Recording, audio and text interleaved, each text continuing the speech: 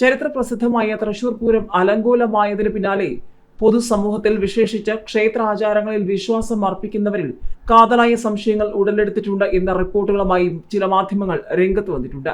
ഹൈന്ദവ ആചാരങ്ങൾക്കെതിരായി നിരന്തരമുണ്ടാകുന്ന കടന്നുകയറ്റത്തിന് പിന്നിൽ വ്യക്തമായ ആസൂത്രണവും ഗൂഢാലോചനയും നടക്കുന്നുണ്ടോ എന്നതിനെ ചൊല്ലിയാണ് ഈ സംശയം. മുൻപ് ശബരിമലയിലെ സ്ത്രീ പ്രവേശനവുമായി ബന്ധപ്പെട്ട് നടന്ന അമിതമായ പോലീസ് ഇടപെടലും ബലപ്രയോഗങ്ങളും കേരളത്തിലും ദേശീയതലത്തിലും വ്യാപകമായ ചർച്ചകൾക്കും പ്രതിഷേധങ്ങൾക്കും വഴിവെച്ചതാണ്.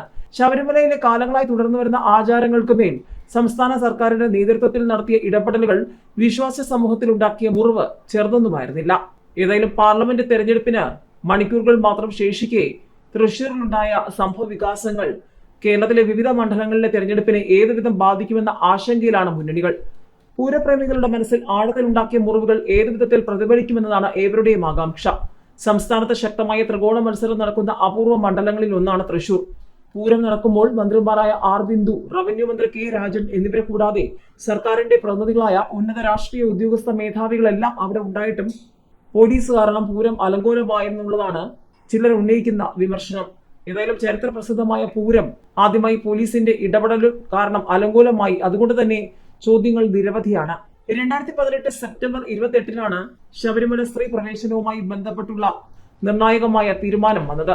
തൃശൂർ പൂരം പോലെ സമസ്ത ജനവിഭാഗങ്ങളും പങ്കെടുക്കുന്ന ഒരാഘോഷത്തിൽ രാംലല്ലയും ശ്രീരാമനും കടന്നു വന്നത് മതേതര മൂല്യങ്ങളെ ഹനിക്കുന്ന നടപടിയായാണ് പുരോഗമനവാദികളും ഇടത് സൈദ്ധാന്തികരായ ബുദ്ധിജീവികളും ഒക്കെ പറയുന്നത്. ക്ഷേത്രാചാരങ്ങൾ പാലിച്ചു നടത്തുന്ന പൂരവും കുടമാറ്റവും മതേതരമായ ഒരാഘോഷമെന്ന നിലയിലാണ് ഇക്കൂട്ടരുടെ വിലയിരുത്തൽ. എന്നാൽ വടക്കുംനാഥ ക്ഷേത്ര മൈതാനത്ത് ക്ഷേത്രാചാരങ്ങൾ പാലിച്ച് ഹൈന്ദവ ആചാരങ്ങളുടെ ഭാഗമായി നടക്കുന്നതാണ് കുടമാറ്റമെന്നാണ് മറുവാദം. അയോധ്യയിലെ രാമക്ഷേത്രം യാഥാർത്ഥ്യമായത് മുതൽ തന്നെ കേരളത്തിൽ അതിനെതിരായൊരു വിവാദം ഉയർത്താനും അതുവഴി ചില വിഭാഗങ്ങളെ സന്തോഷിപ്പിക്കാനുമുള്ള നീക്കം നടക്കുന്നുവെന്നുള്ള ആക്ഷേപം ചിലരെങ്കിലും ഉയർത്തുന്നുണ്ട്. ഏതായാലും തൃശൂർ പൂരം അലങ്കോലമാക്കിയതിന് പിന്നിൽ സിറ്റി പോലീസ് കമ്മീഷണർ അങ്കിത് അശോകന്റെ വഴിവിട്ട ഇടപെടലുകളാണെന്നാണ് പ്രചരിക്കുന്ന വിവരം. ഒരു കമ്മീഷണർ മാത്രം വിചാരിച്ചാൽ ഒരു പൂരത്തെ ഈ വിധം അലങ്കോലമാക്കാൻ കഴിയുമോ എന്ന കാതലായ സംശയവുമുണ്ട്. കുടമാറ്റ ശേഷം നടക്കേണ്ട രാത്രിപൂരത്തിന് കാഴ്ചക്കാരെ മുഴുവൻ സ്വരാജ് റൗണ്ടിൽ നിന്ന് മകറ്റും വിധം വടം കെട്ടിയും ബാരിക്കേഡ് ഉയർത്തിയും പ്രതിരോധിക്കാൻ ഉത്തരവ് നൽകുകയും ഭാരവാഹികളെ പോലും തടയാൻ മുന്നിട്ട് നിൽക്കുകയും ചെയ്തത് കമ്മീഷണറാണ്. മന്ത്രിമാരടക്കം സ്ഥലത്തുള്ളപ്പോൾ കമ്മീഷണർക്ക് അഴിഞ്ഞാടാൻ കഴിയുന്നത് അവിശ്വസനീയമാണ്. കടുത്ത നിയന്ത്രണങ്ങളിൽ പ്രതിഷേധിച്ച് വടക്കുംനാഥൻ വിഭാഗക്കാർ പുലർച്ചെ നടക്കേണ്ട വെടിക്കെട്ടിൽ നിന്നും പിന്മാറുകയും ചെയ്തു. പൂരം അലങ്കോലമായതിനെതിരെ വ്യാപകമായ വിമർശനം ഉയരുകയും അത് സർക്കാരിന് തന്നെ വൻ തിരിച്ചടിയാകുമെന്ന് ഉറപ്പാവുകയും ചെയ്ത ഘട്ടത്തിലാണ് കമ്മീഷണർ അങ്കിത് അശോകനെയും അസിസ്റ്റന്റ് കമ്മീഷണർ കെ സുദർശനെയും അടിയന്തരമായി സ്ഥലം മാറ്റി മുഖം രക്ഷിക്കാൻ മുഖ്യമന്ത്രി പിണറായി വിജയൻ നിർദ്ദേശം നൽകിയത്. തൃശൂർ പൂരം പോലെയുള്ളൊരു ആഘോഷം അലങ്കോലമാക്കാൻ ഒരു കമ്മീഷണർക്ക് എങ്ങനെ സാധിക്കുമെന്ന സംശയമാണ് ഇവിടെ ഉയർന്നത്.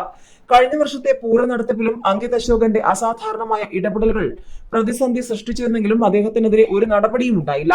ഉന്നതങ്ങളിൽ നിന്നുള്ള നിർദ്ദേശമില്ലാതെ ഒരു കമ്മീഷണർക്ക് ഈ വിധത്തിൽ പെരുമാറാൻ കഴിയുമോ എന്ന സംശയമാണ് ഉയർന്നത്. ശബരിമലയ്ക്ക് പിന്നാലെ തൃശൂർ പൂരത്തെയും വിവാദത്തിലാക്കി വിശ്വാസ പ്രമാണങ്ങളും ആചാരാനുഷ്ഠാനങ്ങളും ഇല്ലാതാക്കാനുള്ള അദൃശ്യ ശക്തികളുടെ ഗൂഢാലോചനയാണ് ഇതിന് പിന്നിലെന്ന് സംശയിക്കുന്നവരെ കുറ്റം പറയാനാകില്ല.